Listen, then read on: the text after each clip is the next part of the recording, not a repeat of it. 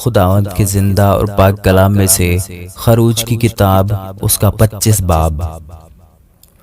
اور خداوند نے موسیٰ کو فرمایا، بنی اسرائیل سے یہ کہنا کہ میرے لیے نظر لائیں، اور تم انہی میں سے میری نظر لینا جو اپنے دل کی خوشی سے دیں، اور جن چیزوں کی نظر تم کو ان سے لینی ہے وہ یہ ہیں: سونا اور چاندی اور پیتل اور آسمانی اور ارغوانی اور سرخ رنگ کا کپڑا اور باریک کتان اور بکری کی پشم اور مینڈوں کی سرخ رنگی ہوئی کھالیں اور تخس کی کھالیں اور کیکر کی لکڑی اور چراغ کے لیے تیل اور مسح کرنے کے تیل کے لیے اور خوشبودار بخور کے لیے مسالے اور سنگ سلیمانی اور افود اور سینہ بند میں جڑنے کے لیے نگینے، اور وہ میرے لیے ایک مقدس بنائیں تاکہ میں ان کے درمیان سکونت کروں، اور مسکن اور اس کے سارے سامان کا جو نمونہ میں تجھے دکھاؤں ٹھیک اس کے مطابق تم اسے بنانا،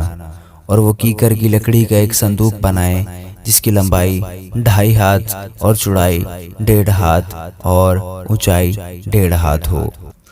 اور تو اس کے اندر اور باہر خالص سونا منڈنا، اور اس کے اوپر گردا گرد ایک زرین تاج بنانا، اور اس کے لیے سونے کے 4 کڑے ڈھال کر اس کے چاروں پایوں میں لگانا، 2 کڑے ایک طرف ہوں اور 2 ہی دوسری طرف، اور کیکر کی لکڑی کی چوبیں بنا کر ان پر سونا منڈنا، اور ان چوبوں کو صندوق کے اطراف کے کڑوں میں ڈالنا کہ ان کے سہارے صندوق اٹھ جائے۔ چوبیں صندوق کے کڑوں کے اندر لگی رہیں اور اس سے الگ نہ کی جائیں، اور تو اس شہادت نامہ کو جو میں تجھے دوں گا اسی صندوق میں رکھنا، اور تو کفارہ کا سرپوش خالص سونے کا بنانا جس کا طول 2.5 ہاتھ اور عرض 1.5 ہاتھ ہو، اور سونے کے 2 کروبی سرپوش کے دونوں سروں پر گھڑ کر بنانا، ایک کروبی کو ایک سرے پر اور دوسرے کروبی کو دوسرے سرے پر لگانا، اور تم سرپوش کو اور دونوں سروں کی کروبیوں کو ایک ہی ٹکڑے سے بنانا،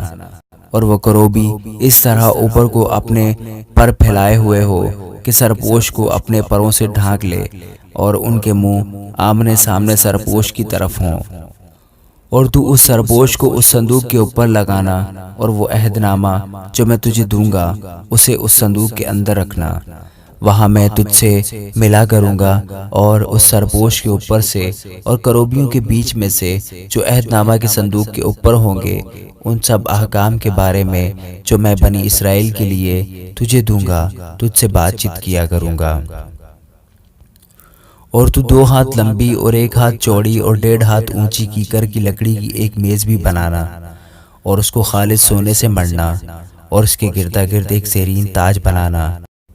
اور اس کے چوگرد 4 انگل چوڑی ایک کنگنی لگانا، اور اس کنگنی کے گردا گرد ایک زرین تاج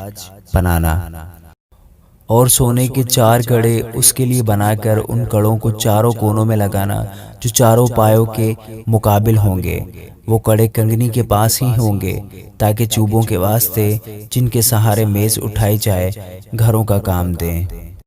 اور کیکر کی لکڑی کی چوبیں بنا کر ان کو سونے سے منڈنا تاکہ میز انہی سے اٹھائی جائے،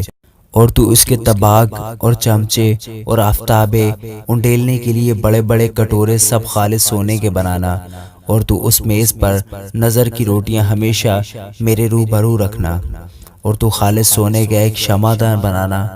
وہ شمعدان اور اس کا پایا اور ڈنڈی سب گھڑ کر بنائے جائیں، اور اس کی پیالیاں اور لٹو اور اس کے پھول سب ایک ہی ٹکڑے بنے ہوں، اور اس کے دونوں پہلو سے 6 شاخیں باہر کو نکلتی ہوں، 3 شاخیں شمعدان کے ایک پہلو سے نکلیں اور 3 دوسرے پہلو سے، ایک شاخ میں بادام کے پھول کی صورت کی 3 پیالیاں، ایک لٹو اور ایک پھول ہو، اور دوسری شاخ میں بھی بادام کے پھول کی صورت کی 3 پیالیاں، ایک لٹو اور ایک پھول ہو۔ اسی طرح شمعدان کی 6 شاخوں میں یہ سب لگا ہوا ہو، اور خود شمعدان میں بادام کے پھول کی صورت کی 4 پیالیاں اپنے اپنے لٹو اور پھول سمیت ہوں، اور 2 شاخوں کے نیچے ایک لٹو سب ایک ہی ٹکڑے کے ہوں، اور پھر 2 شاخوں کے نیچے ایک لڈو سب ایک ہی ٹکڑے کے ہوں، اور پھر 2 شاخوں کے نیچے ایک لڈو سب ایک ہی ٹکڑے کے ہوں۔ شمادان کی چھیوں باہر کو نکلی ہوئی شاخیں ایسی ہی ہوں،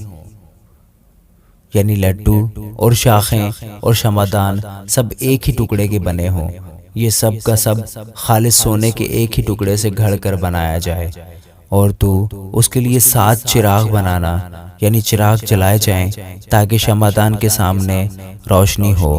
اور اس کی گلگیر اور گلدان خالص سونے کے ہوں۔ شمادان اور یہ سب ظروف ایک کنتار خالص سونے کے بنے ہوئے ہوں، اور دیکھ تو ان کو ٹھیک ان کے نمونے کے مطابق جو تجھے پہاڑ پر دکھایا گیا ہے بنانا۔ آمین۔